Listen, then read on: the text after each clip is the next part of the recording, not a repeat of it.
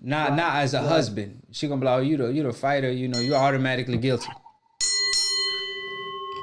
All right, well, brother. Assalamu alaikum, brother. Nice talking with y'all, you heard me? Wa alaikum assalam, brother, man. Appreciate you for calling in all day, AkHi. Salute, bro. All right, Salute. brother. All right. Wa alaikum assalam. Now, last topic of the day. The last topic, Ugas, man. You know, he fought last night. Obviously, Al Haymon always have smart planning of putting fights around big venues and around the Super Bowl or the Olympics. Last time he did that for Errol Spence. Errol Spence, he did around 6.5 million viewership on PBC. I don't recall exactly. It was against Bundu, but he's doing the same thing for Ugas. Ugas deserve it. He's the sleeping giant at 147. He fought Dallas Jr. last night. He looked good.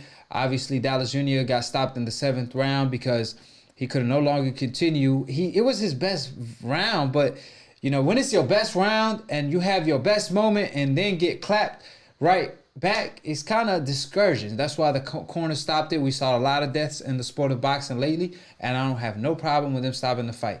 Now, first of all, what's your take on the fight? And did you like what you saw in Ugas?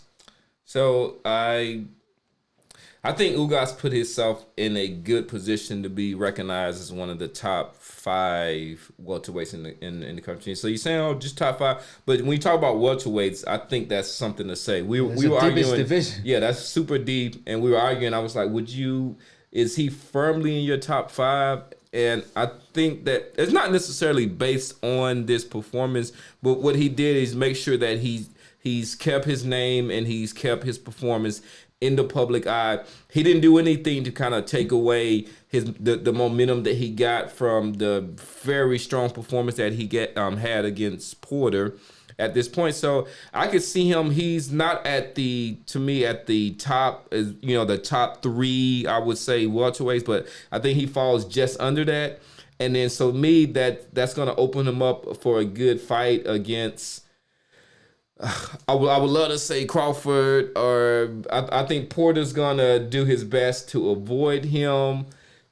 Spence seems like he's either gonna fight Danny Garcia or a Manny Pacquiao. So maybe he set himself up for a good comeback fight from when Thurman puts the sandwich down. Thurman? Thurman ain't fighting no guys. I agree with you. Who else is Thurman gonna fight? When he comes back. I'm gonna touch on that in a second, but I agree with you. He is a top 5.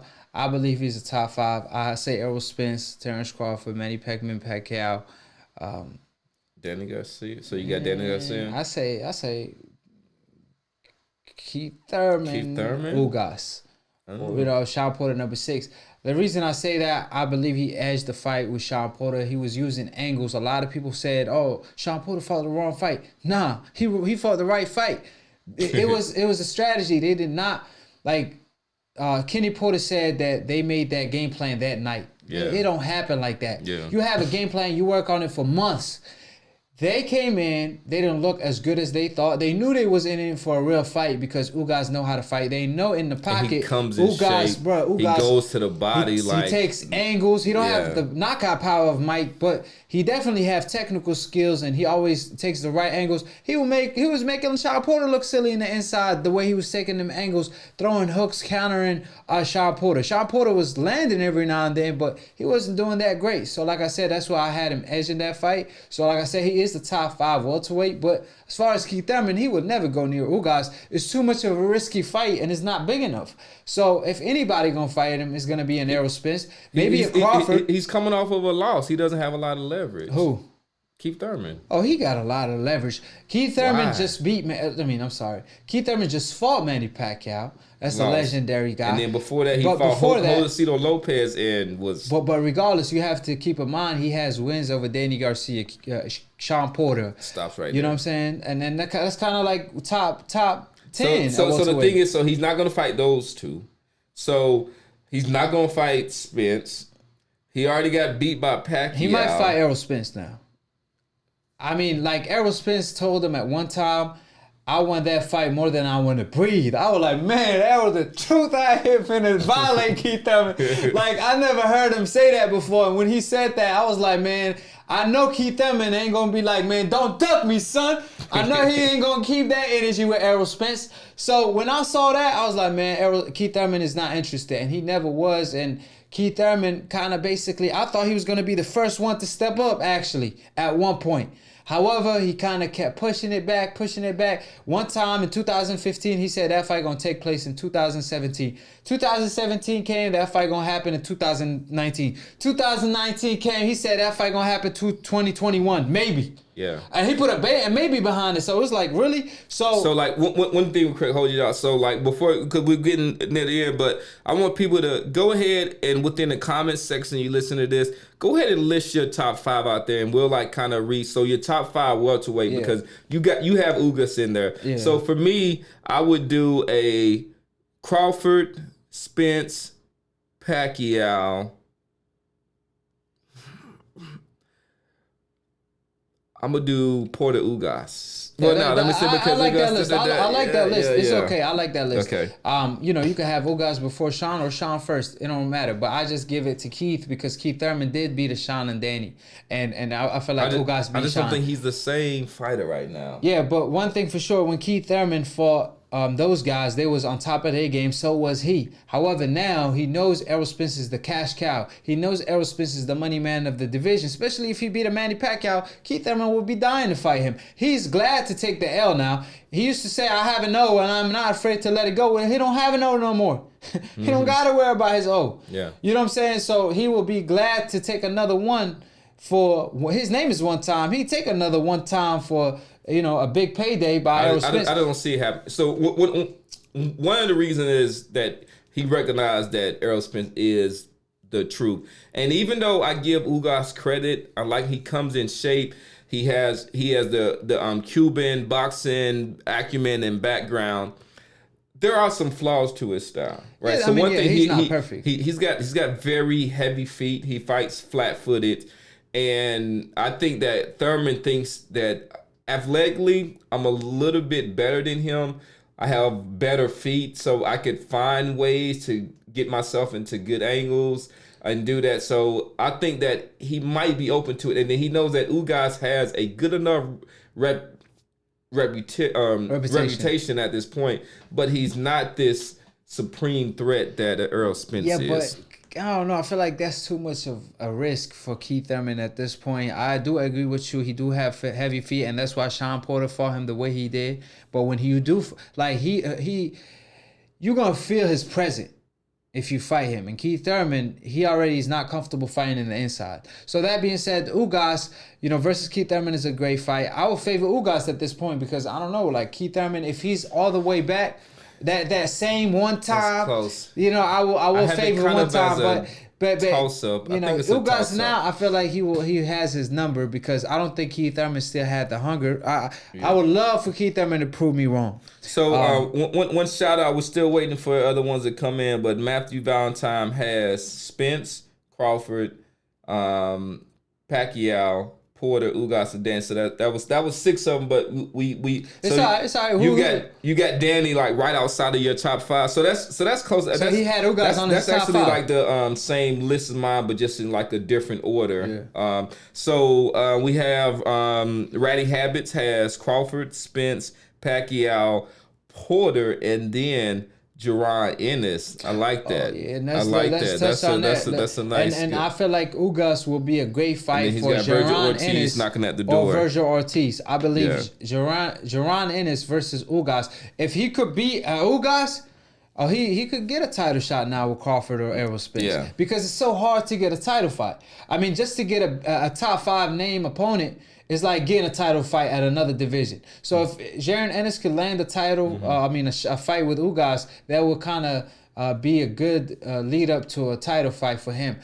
Vergil Ortiz the same way. Me, I would prefer to see Vergil versus Jaron Ennis to see who's the better out of the two. Yeah. I would love to see Ugas versus Vergil Ortiz as well because last time Ugas fought my man, the guy Molina. Is it Molina? Oh no, Figueroa. Figueroa, yeah. Yeah, Figueroa. The last time Figueroa was kind of like a Vergil Ortiz at one point. All right. And you saw what Ugas did to him. He violated him. So I would love to see Vergil Ortiz to see if he could pass I won't say the gatekeeper.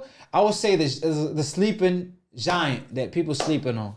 All right, so let me get a couple of more out. We got Samuel, the Miss has Spence, Pacquiao, Crawford, Ugas, and Porter. So that's kind of like, that's similar to my list. LCD Boxing, HOD has Spence, Pac-Man, Porter, Garcia, and then he has Ennis over Ugas. So I can't really hate on that. I left Thurman out due to his inactivity, and I think that's a valid reason out there. So where are we at? So we got a couple more seconds. So if you want to get your top 5 lists out there, we'll definitely shout out your name and speak on it. But that being said, the welterweight division is the hottest division in boxing, and this is definitely the hottest boxing debate show out there. So tune in every Sunday live. Of course, to my left, the one and only Professor Nam. You know what I'm saying? Today, I don't think it was a split decision. Y'all comment if y'all think it was a split decision win or a knockout win for AkHi,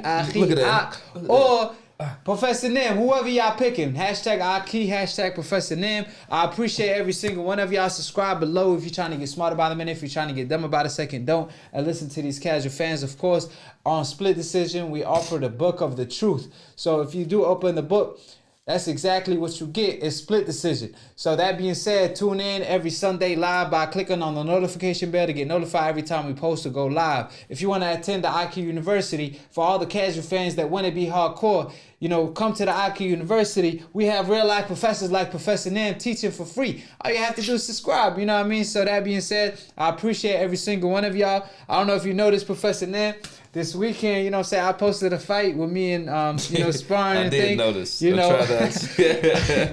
Obviously, I got some haters coming through. Now, the people that know what time it is, they saw the AkHi skill. I'm not trying to brag. I'm not a fighter. I do this for fun. And we're out here trying to teach out there, so we're not trying to hurt people. Yeah, I'm not trying to hurt. So what they don't understand with the sparring, you could tell if you box. I'm pretty sure you haven't seen it, but as soon as I show you, you will realize it right away. Oh, man, you holding back all the way. Like, damn, AkHi, but it's because I want my opponent to improve, and so do I. And at the end of the day, I'm more so working on my upper body quickness and upper body movement than my hand speed. So when I throw a slow punch, I want my opponent to counter.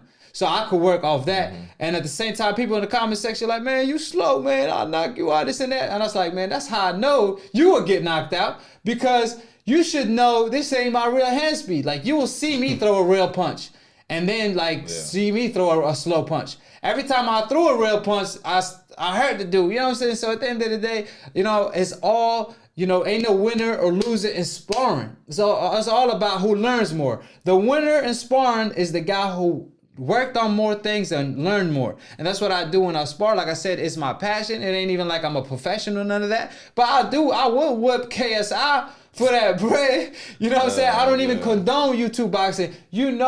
Me and you, like, they disrespected the best fight on the zone, and that was Tevin Farmer versus Jojo Diaz. And they had that not even as the co-main event. They had my man, what's his name? Logan Paul. Yeah, Paul, his brother, but whatever. BS. Like, really, y'all gonna disrespect us like that? It was the best fight of the night, the most competitive, and we saw the upset. And y'all gonna have that over the best fight of the night, which was ridiculous by the zone. They cannot continue on disrespecting the sport like that if they want to grow the sport. So that being said, like I said, at the end of the day, when I spar, when I say I'm a YouTube boxer, I just want to let it be clear, I never had an amateur bout or a pro bout. Like, I'm self-taught based on what I saw. I studied my favorite fighter of all time, Muhammad Ali, the highest, the greatest. And of course, I studied Mayweather for a long time. That was one of the most fighters I learned from. And of course, Sugar Ray Leonard and them. Of course, to my left, two-time Golden Glove. Of course, he a professor with a PhD degree, but don't get it twisted. We want all the smoke. Yeah, and with that said, we were going to wrap up. But as we get close, to the 20,000 subscribers, we're going to start bringing up other content, because part of my job, I've been boxing, but innately I'm a teacher, so I'm always looking to teach. So we're going to have a segment called Professor's Nims Boxing Gems,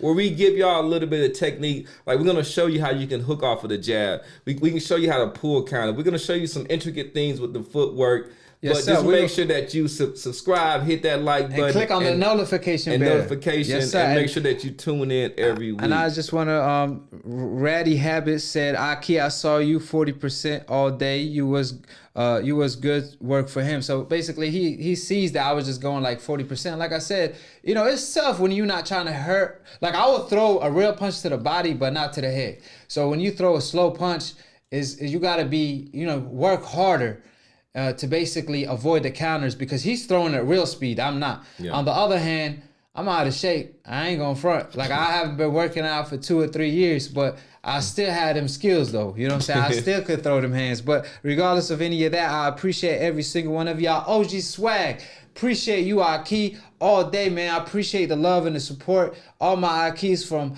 Real Rap to Sean. I hope you feel better. Inshallah, you will recover. You know, my prayers goes out to you. And of course, you know, take us out, Professor Nin.